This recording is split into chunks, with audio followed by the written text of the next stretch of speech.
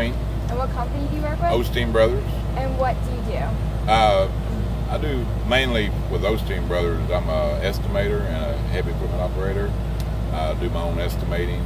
I'm on salary. I work for them for commission on the jobs that I get estimating. You know, I do my own estimating and I do my own jobs. Okay, great. And today you're going to be doing site work for Skobel Homes. Yeah, clearing land, clearing the lots. What does that entail? Just taking all the trees down, and the good trees, not straight trees, we use for logs. We just take them and sell them at the sawmill, and then the others they just go to our landfill pit. We haul fill dirt out of the pit, but it makes a hole, so all this debris that's no good for anything goes to fill back in the pit. Okay. And the good trees, the big trees you sell to the sawmill. Yeah, we cut up in logs. And what do those become? A lot of times it's according to what kind of wood it is. If it's pine wood, it usually ends up being pulp wood. They make paper, toilet paper, paper towels out of. It goes like Ford Pacific, and they make paper out of that. It's called pulpwood. That's the pine trees. And if it's hardwood, they'll usually, with good straight logs, they'll cut lumber out of it. Or if it's not real straight, they'll cut it up and split it and make firewood out of it. And then they'll make charcoal out of it. Lots of stuff. Barbecue charcoal and stuff. That's neat. And what's the name of this machine you got This is here? an excavator. That seems like it's pretty fun to drive. It is. It's a lot of fun. Did you have to go through training to learn how to? No, it's just I never went through any training. It's just a matter of when I first started doing this, I just when other people was like on lunch break or something, I was on a chainsaw at the time, paid to cut the trees up, but I always wanted to run the machine, so lunchtime I'd get on it and fool around with it, mess around with it. After a while they say, oh, you can run that pretty good, So no training, it's just self-training. Okay. They call it seat time. Sit in that seat, the longer you sit in that seat, the better you get. Some people never really get the hang of it because they're not coordinated enough. You got to be really coordinated. You have several levers you got to work at the same time, and you got to be very careful because you can get killed, hurt real bad if you make one little mistake. How do you know which trees to remove when you're on the site? We go over with the builder, like Alex Skobel, beforehand when I'm actually giving him a price on how much it's going to cost him. He says, goes to here, this tree goes, for the house to go in. And, we just go by that. The builder tells you how many trees come out. They'll usually put ribbons around trees that they want to keep. That way I know what I'm doing. I know to stay away from that tree when I'm taking others down. You said a big part of your job is estimating, so you estimate the time and how much it'll cost. I have to give Alex Skobel a contract price before we begin, and we've got to sign a contract on it. I tell him how much it's going to be for the whole thing, and then we sign a contract on it and I go to work. And usually some of the reasons why they keep trees are because there's certain rules about which trees need to be kept, endangered species. That's right. On residential, any tree that's like 20 inches and over in diameter, you have to have a permit for it. They'll give you a permit naturally if the house has got to go there. If it's far enough away from the house that we want to endanger the house later on, they won't give you a permit.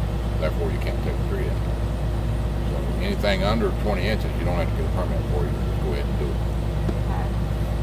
And how about like endangered animals? Have you ever encountered anything like that? Mainly gopher turtles is the endangered species that's around here.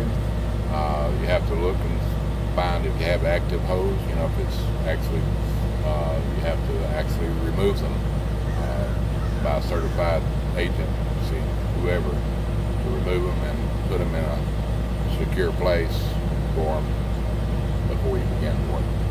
Favorite thing about your job? My favorite thing about my job is running the equipment, the excavator. And I like the bulldozer. I use the bulldozer to spread the dirt and build the building pads. I can't really think of any incident How about your extra fun.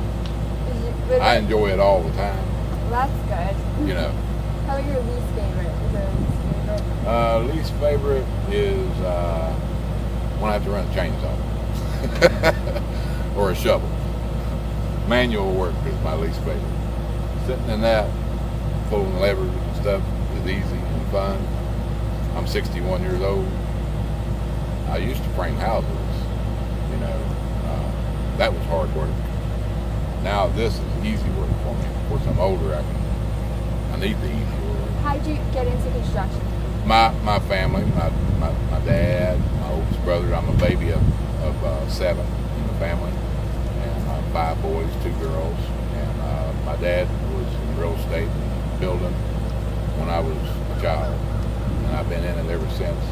You know, like when I was going through high school, I'd work summers and evenings, weekends for my dad and my brother. You know, building houses and stuff. So this goes down the line, generation to generation. And do you use any math skills at all when you're in your job? When I was framing houses, yes, using math all the time, which was my favorite subject in school anyway. So numbers I can come across real fast. But in this kind of work, site work, clearing and stuff, you don't really use many numbers. Just doing it. It's not a lot of math. The only math is you use is a little bit of determining how high you're going to put a building pad or something, and you just figure out, you know, how thick the slab, concrete slab is going to be, 4 inches. Whatever that's 4 inches, the more grade you want, you know, what elevation that you want to set. Usually they'll go like a foot above the highest point. You know, if the ground is sloped a little bit, they'll take that highest point, go a foot above that, and put the concrete slab. Come down 4 inches thickness of concrete to the dirt, and then you use an instrument, a laser instrument, to shoot the level grade, and it may be 2 feet high on the lower end of the dirt, you know, because of the ground falling, and that's the only math you use in site work. That's definitely some good math there. Yeah. And then when you're out here working, do you primarily work by yourself or with a team? I usually have one man, and he'll take the front end loader over there with a big root rake on it, they call it, and clean up behind me and stuff when I'm taking trees down and stuff. And also he uses the chainsaw for me and cuts up the logs and cut the little logs off the stumps so we can haul them away. Cool. Well, those are all of our questions. Anything else you'd like to add? Not that I know of. All right. Thank you. Well, thank you. We appreciate it. No problem.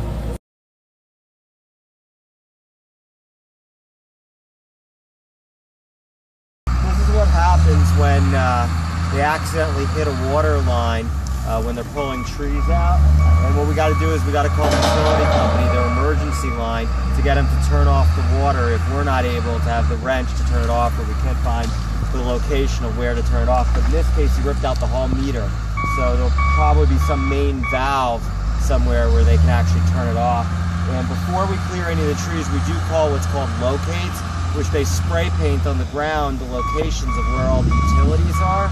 But it probably got wiped away or something, or there was a route that went further under the utilities that they didn't know about. So that's what happened. Anyway, I'm sure we'll get it fixed. There's another problem that happened today too. What was that? The other problem that happened today is, you see that piece of equipment back there, that orange piece of equipment? A bolt fell out of it, so it stopped working, and the part broke. And unfortunately, they didn't have it in stock in their shops. They needed to order a new part tomorrow. So they're kind of making do with the equipment that they have working, and they're working with just the bulldozer and the front end loader. What do the bulldozer and front end loader do? The front end loader is used to load trucks, and again, it's called a front end loader. The thing on the front loads trucks. It also can be used to push things down, and then if you put a different end on it, this is called the grapple, which is used to hold trees and stuff. You can put a bucket on it to pick up dirt, and that's what a front end loader is. It's used to move dirt, move trees, load trucks with dirt, or load trucks with trees, and occasionally you can push stuff with it, but you can't really adjust the ground. The bulldozer is very strong at pushing forward, so it can push trees over, and then it also can grade the dirt to make it smooth and even versus jagged and rough like it is when you first take the trees out. And then right back there, you see that red. There's a truck coming to pick up some of the dumpsters that they're filling the tree materials with.